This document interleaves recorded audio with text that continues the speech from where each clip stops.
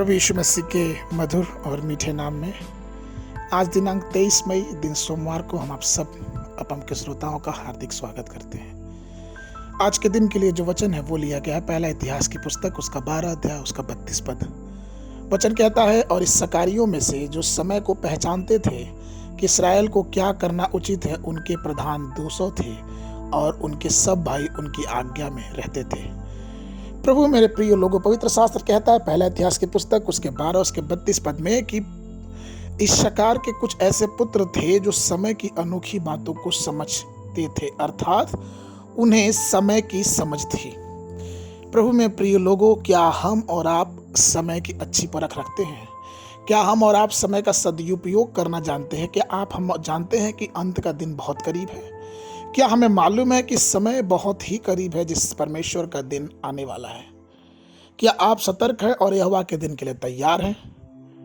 फरीसी और सदूकी यीशु मसीह को परीक्षा लेने आए और उन्होंने स्वर्ग में से एक चिन्ह दिखाने के लिए कहा, जहां पे यीशु मसीह ने प्रत्युत्तर में ये कहा, जो कि पाया जाता है मत्ती उसके 16 दूसरे और तीसरे पद में, कि यीशु मसीह ने कहा कि उसने उनसे उत्तर दिया कि सांझ को तुम कहते हो कि खुला रहेगा क्योंकि आकाश लाल है, और भोर को कहते हो कि आज आंधी आएगी क्योंकि आकाश लाल और धुंधला है।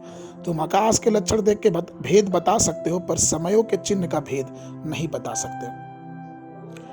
कहने का तात्पर्य है कि एक बार जब परमेश्वर के कुछ सेवक सेवकाई के काम पे गए थे तो एक दुष्ट आत्मा से ग्रसित व्यक्ति आया। उसने भीतर की दुष्ट आत्मा परमेश्वर के सेवक से पूछा कि समय का अंत निकट है, तुम हमारा पीछा करने क्यों आ जाते हो? आप हमें कुछ समय और चैन से क्यों नहीं रहने देते हैं? कहने का तात्पर्य प्रियो कि शैतान को ही मालूम है कि समय अंत का चल रहा है, और उसे मालूम है कि ये दुनिया का अंत होने वाला है, और वो अपने कामों को बहुत जल्दी खत्म करना चाहता है। दरअसल हमें पता है कि दुनिया एक तेजी से पूर्ण विनाश की तरफ जा रही है, जहां पे शक्तिशाली राष्ट्रों ने ऐसे परमाणु हथियार बना लिए हैं, इतना विकसित हो गए हैं कि दुनिया इतने बड़े नष्ट की ओर जा रही है जिसका हम सोच भी नहीं सकते। दुनिया में अभिमान, हत्याएं, पाप और बुरी बुरी चीजें फैलती जा रही हैं, शैतान के कार्य फैलते जा रहे हैं, और इस चीज की समझ हमें और आपको होनी चाहिए क्योंकि हम परमेश्वर के लोग हैं। इसलिए आइए अपने जीवन में समय के समझ को जीवित रखें, क्योंकि परमेश्वर है जो हमें ज्ञान देता है। वचन का ज्ञान रखें, वचन की समझ रखें और समय का समझ रखें, क्योंकि समय की समझ हमारे जीवन के लिए बहुत ही लाभकारी है।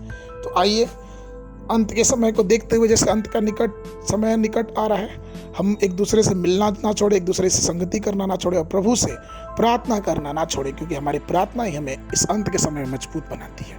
आज के मनाने के लिए जो पद है वो लिया गया रोमियो की पत्र उसके 13 अध्याय उसके 12 पद। रात बहुत बीत गई है और दिन निकलने पर है, इसलिए हम अंधकार के कामों को तज कर ज्योति के हथियार बांध लें। बाइबल अध्ययन के लिए सुबह के समय पहला इतिहास की पुस्तक उसका 19, 20 और 21 अध्याय, संध्या के समय यूहन्ना रचित समाचार उसका 1 अध्याय से लेके 27 पद तक। परमेश्वर आप सबको आशीष देवे।